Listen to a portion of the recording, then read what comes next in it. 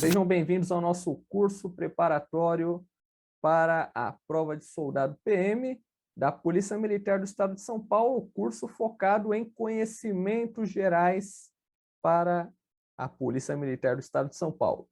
Nessa nossa aula de História do Brasil, nós iremos abordar o conteúdo referente ao processo de redemocratização do Brasil e o período histórico conhecido como República Nova ou Nova República. Ok?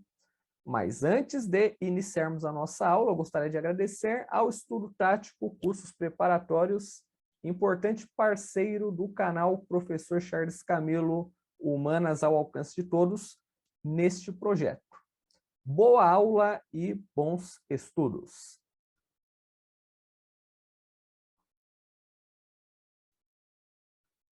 Tema da aula, abertura política e redemocratização do Brasil.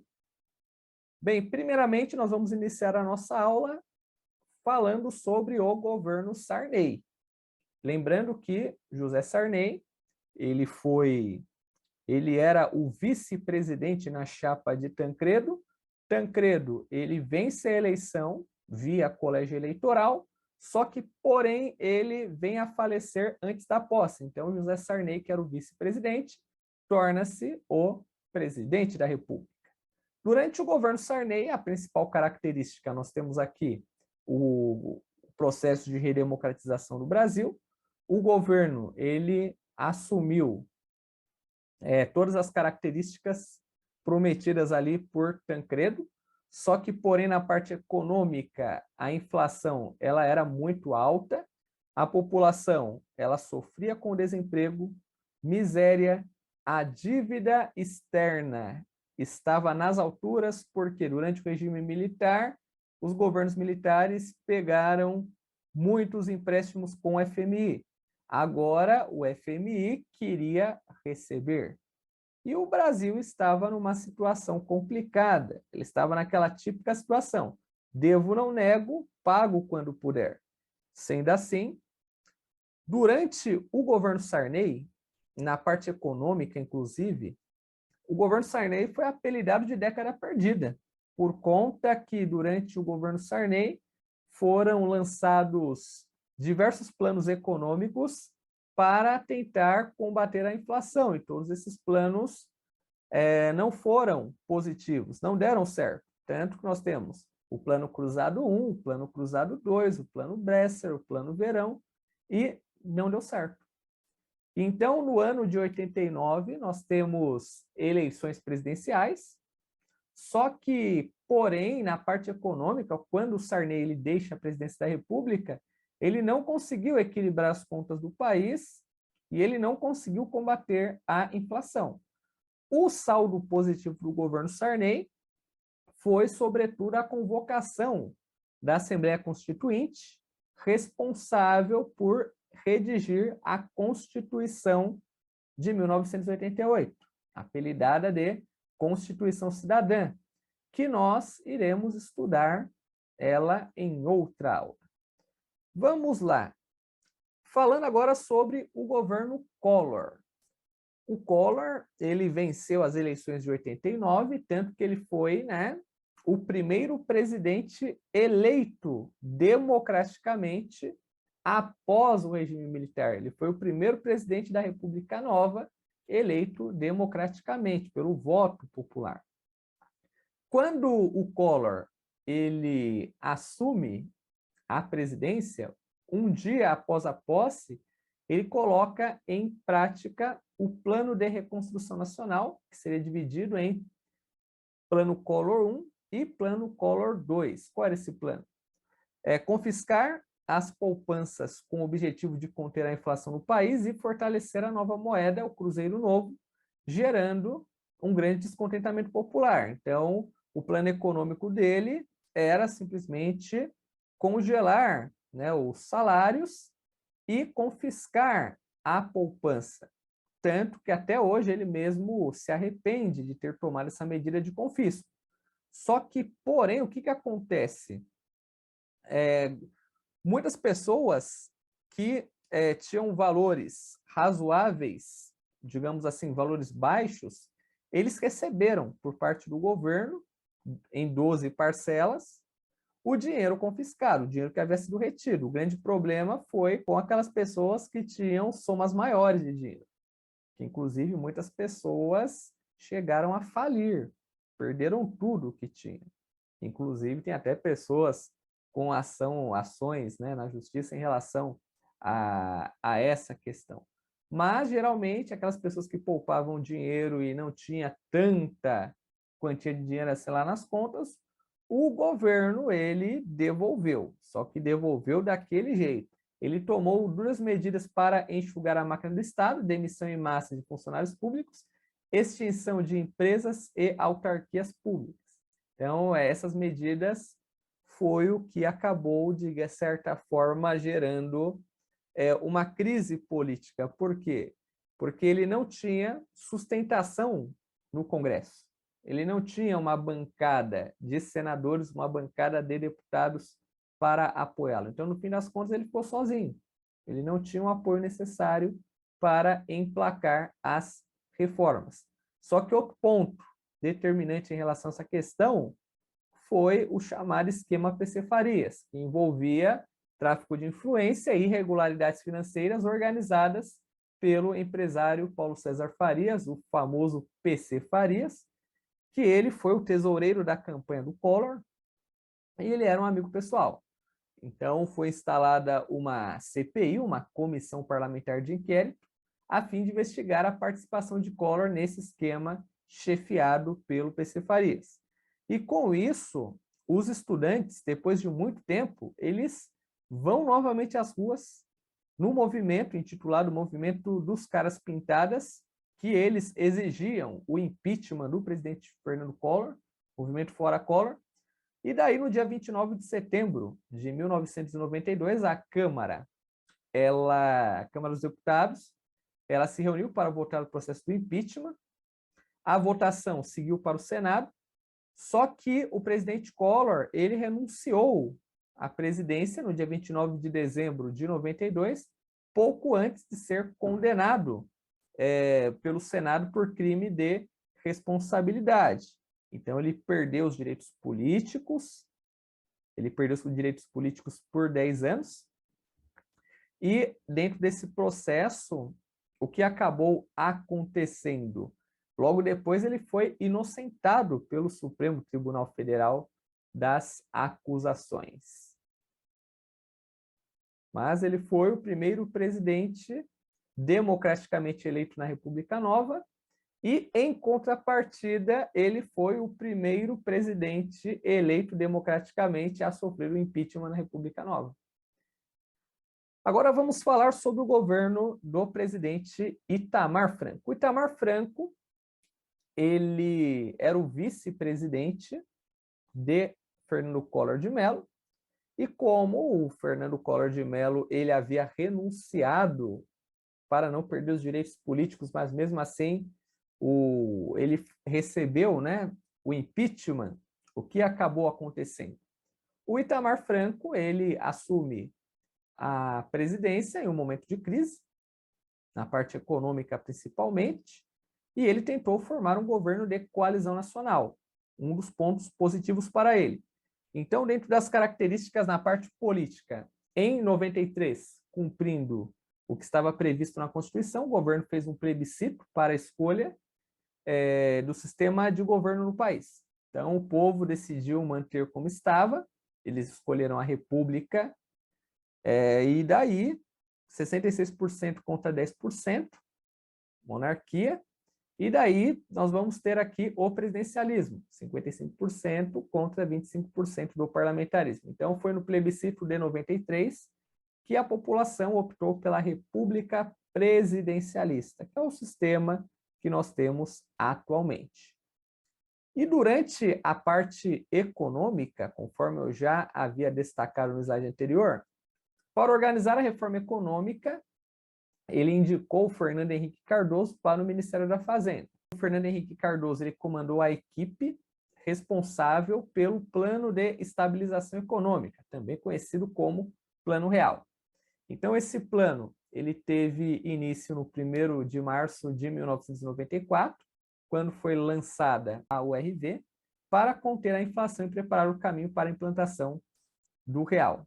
O Plano Real ele foi eficiente por quê? Porque ele proporcionou o aumento do poder de compra dos brasileiros, o controle da inflação, e foi um plano econômico que não congelou os salários. Então, esse foi um dos aspectos positivos relacionados aqui ao contexto que nós estamos trabalhando.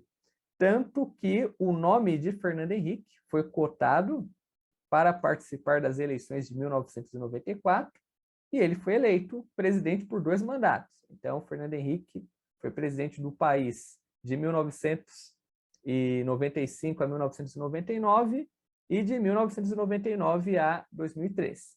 Durante o seu governo foi caracterizado pela política de privatização. Então, ele privatizou estatais como a Vale do Rio Doce, o sistema Telebrás. Em 1997, o Congresso Nacional aprovou uma emenda constitucional permitindo a reeleição para os cargos do Poder Executivo. Então, a partir dessa emenda constitucional, presidente, governador, prefeito poderia ser reeleito para mais um mandato. Então, ou seja, cada membro do Executivo teria o direito de 2 mandatos, né? Eleição e reeleição.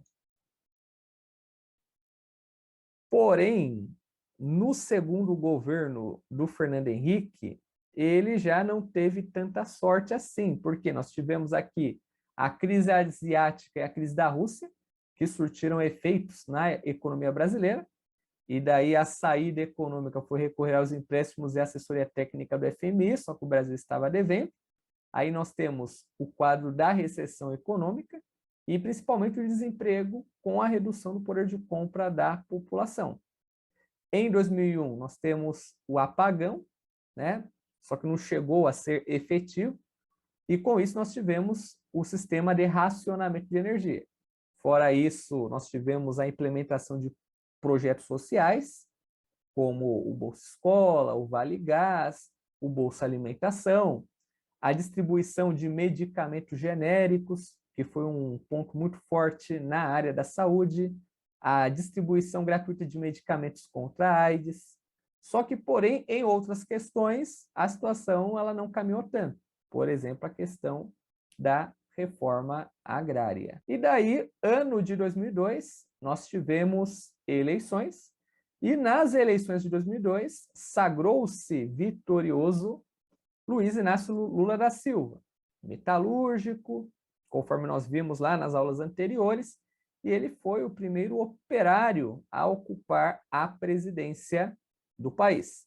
E ele exerceu 2 mandatos, de 2003 a 2006 e de 2007 a 2011. Então, ele empregou uma fatia do seu orçamento em programas de caráter social, como Bolsa Família, Programa de Erradicação do Trabalho Infantil, Luz para Todos, Brasil Alfabetizado e Educação de Jovens e Adultos, Programa Universidade para Todos, o famoso ProUni. E durante o governo Lula, ele foi caracterizado pela estabilidade econômica. Essa estabilidade econômica, que também foi possibilitada pelo chamado boom das commodities, fez com que a economia do Brasil melhorasse, né? A economia crescesse, e esse dinheiro que entrou acabou sendo investido em questões como saúde, educação e segurança pública. Só que, porém, nós temos aqui a questão do mensalão, que era o esquema que envolvia o pagamento de propinas a parlamentares em troca de apoio no Congresso. Então, era simplesmente o governo chegava lá, prometia um depósito de dinheiro todo mês a parlamentares que votassem sim em todos os projetos do Partido dos Trabalhadores. E, fora isso, tem também os investimentos nos países aliados, porque o governo Lula ele vai inaugurar uma política externa baseada na máxima política Sul-Sul, ou seja, o Brasil como líder dos países do Hemisfério Sul. Então, é quando, via BNDES, o governo ele começa a financiar obras em países aliados. Fato que acabou gerando um grande atrito com parte, principalmente, dos políticos da oposição. porque grande parte dessa infraestrutura poderia ser feita no país. O país carecia desses investimentos, só que esses investimentos foram realizados em outros países. Porém, o presidente Lula, ele deixa a presidência da República com um alto índice de aprovação, e no segundo mandato dele, ele conseguiu alavancar a ministra das Minas e Energia e ministra-chefe da Casa Civil, a Dilma Rousseff, como sucessora. Então, a Dilma Rousseff, ela foi a primeira mulher a ocupar a presidência da República. E em 1º de janeiro de 2011, ela assumiu a presidência da República, dando início ao governo Dilma. Então, a Dilma, ela foi eleita presidente em 2 mandatos. Porém, o segundo mandato ela não continuou porque ela sofreu um impeachment. Então, ela foi presidente de 2011 a 2015 e de 2015 a 2016. Então, ela manteve as propostas do bem-estar social, que foram implantadas lá durante o governo Lula, com uma estrutura social desenvolvimentista. O modelo de crescimento pautado no consumo interno estava saturado. Por quê? Deu certo com o Lula, porque o momento econômico com o Lula era um. Já com ela, era um momento completamente adverso. Então, com isso, esse crescimento baseado no consumo acabou provocando a queda nos índices de crescimento e elevação da inflação. Então, com isso, a manutenção dos juros da taxa Selic em altos patamares acabou gerando esses problemas para a presidente Dilma. Só que daí o que acontece durante o governo da presidenta Dilma? Com o PMDB versus o PSDB, nós vamos ter aqui os escândalos de corrupção, principalmente envolvendo os ministros, e inclusive durante essa questão dos escândalos de corrupção, a presidente Dilma ela foi substituindo alguns desses ministros, e a inflação alcançou 10% ao ano. Só que, de acordo com o cenário, por conta dos problemas socioeconômicos, começaram a surgir diversos protestos, e desses protestos nós temos aqui as chamadas Jornadas de Junho, que começou com aquela revolta dos 20 centavos, e daí eles começaram a reclamar dos gastos com a Copa, dos gastos com as Olimpíadas, e no fim todo mundo reclamou de tudo. Isso acabou gerando praticamente uma divisão na sociedade brasileira. E essa divisão na sociedade brasileira acabou dando origem a 2 polos. E a partir de 2014, essa divisão política acabou colaborando para uma divisão político-ideológica. Tanto que a Dilma ela consegue a reeleição lá em 2014, só que, porém, essa reeleição acabou agravando ainda mais, principalmente o governo dela. E com isso, durante esse segundo governo, ela teve que organizar ajustes fiscais e cortes nos gastos públicos, e principalmente ela acabou, por conta desse desgaste, tendo uma aprovação muito baixa. E, além disso, durante esse mesmo período é quando inicia-se a Operação Lava Jato. Aí essa Operação Lava Jato começou a organizar uma série de investigações, e nessas investigações eles encontraram ali pessoas ligadas ao Partido dos Trabalhadores, pessoas que prestavam serviços às empreiteiras, políticos, e durante todo esse processo acabou culminando principalmente pela questão dos crimes de responsabilidade fiscal da presidente Dilma, e em 2016 a maioria do Senado votou pela abertura do processo de impeachment de Dilma, só que, porém, o processo dela foi dividido em 2 partes. Então, certamente, ela sofreu impeachment, mas ela não perdeu os direitos políticos, tanto que, em 2018, ela até concorreu ao Senado pelo estado de Minas Gerais.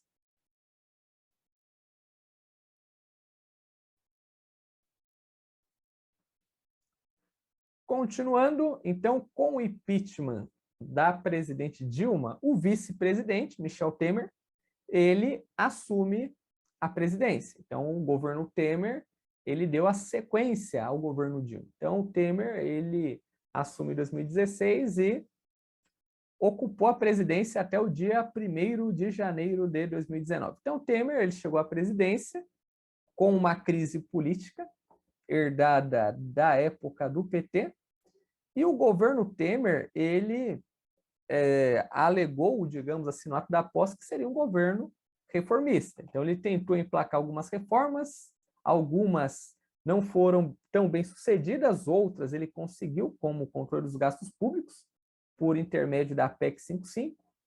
A reforma trabalhista também ele conseguiu, só que, porém, a reforma da Previdência no governo Temer ele não conseguiu.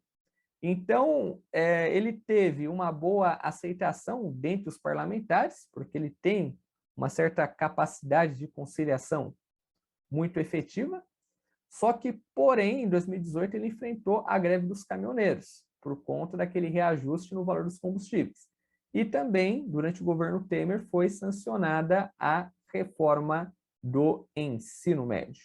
Outra característica do período é que, em 2018, ocorreram as eleições realizadas em 2 turnos, e o Jair Messias Bolsonaro, deputado federal do Baixo Clero, militar da reserva do Exército Brasileiro, capitão, ele foi eleito no 2º turno, ele foi eleito o 38º presidente do Brasil, no dia 28 de outubro de 2018, com 55,13% dos votos válidos no 2º turno das eleições, derrotando o candidato do governo, o Fernando Haddad, ex-ministro da Educação, ex-prefeito de São Paulo, que obteve 44,87% dos votos válidos. E por aqui finalizamos a nossa aula. Tudo de bom e que a força esteja com você.